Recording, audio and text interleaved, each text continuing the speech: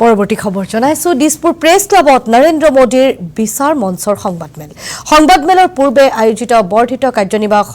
সভাত 29 সংখ্যক ৰাষ্ট্ৰীয় অধিৱেশন অনুষ্ঠিত কৰাৰ সিদ্ধান্ত ডিসেম্বৰৰ শেষৰ ফালে মাজুলীত অধিৱেশন অনুষ্ঠিত কৰাৰ সিদ্ধান্ত সংবাদমেল সম্বোধন কৰিছে ডক্টৰ শিখা বেজবৰুৱাই সংবাদমেলত কি আলোচনা হ'ল আমি শুনাব বিচাৰিছো সংবাদমেলৰ কিয় অংশ আজি আসলে আমি ইয়াত মিলিত হৈছো নৰেন্দ্ৰ মহিলা বিচাৰ মহিলা শাখাৰ ৰাজ্যিকৰ তত্ত্বাৱধানত মাজুলীত আপোনাৰ কেন্দ্ৰীয় সমিতিৰ অধিৱেশনখন ঠিক কৰা হৈছে ইতিমধ্যে অসম ৰাজ্যিকৰ সভানেত্ৰী বাইদেউ আপোনালোকক বিতং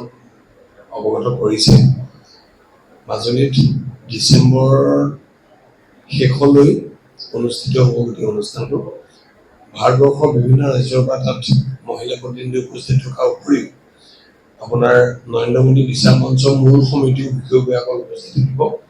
সেইকাৰণে এটা আদৰ্শপূৰ্ণ অনুষ্ঠান হ'ব অধিৱেশনৰ লগতে আৰু মাজুলীৰ লোক সংস্কৃতি কলা সংস্কৃতি তাত প্ৰদৰ্শন কৰাৰ লগতে অসমৰ বিভিন্ন প্ৰান্তৰ বিভিন্ন অনুষ্ঠানসমূহ আমি তাত যাতে অসমৰ বাহিৰৰ লোকসকলক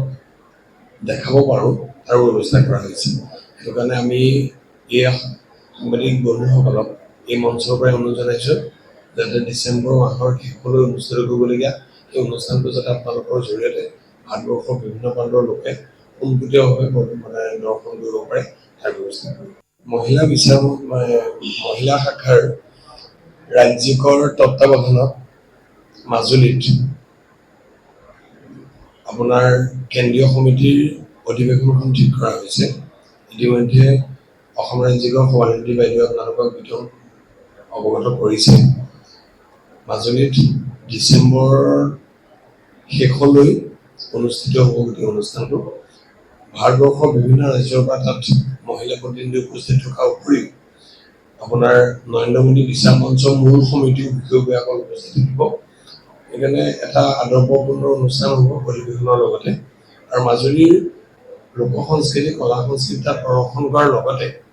অসমৰ বিভিন্ন প্ৰান্তৰ বিভিন্ন অনুষ্ঠানসমূহ আমি তাত যাতে অসমৰ বাহিৰৰ লোকসকলক দেখাব পাৰোঁ তাৰ ব্যৱস্থা কৰা হৈছে সেইটো কাৰণে আমি এই সাংবাদিক বন্ধুসকলক এই মঞ্চৰ পৰাই অনুৰোধ জনাইছোঁ যাতে ডিচেম্বৰ মাহৰ শেষলৈ অনুষ্ঠিত কৰিবলগীয়া এই অনুষ্ঠানটো যাতে আপোনালোকৰ জৰিয়তে ভাৰতবৰ্ষৰ বিভিন্ন প্ৰান্তৰ লোকে পোনপটীয়াভাৱে দৰ্শন কৰিব পাৰে তাৰ ব্যৱস্থা কৰিব মহিলা শাখাৰ ৰাজ্যিকৰ তত্ত্বাৱধানত মাজুলীত আপোনাৰ কেন্দ্ৰীয় সমিতিৰ অধিৱেশনখন ঠিক কৰা হৈছে ইতিমধ্যে অসম ৰাজ্যিকৰ সভানেত্ৰী বাইদেউ আপোনালোকক বিতং অৱগত কৰিছে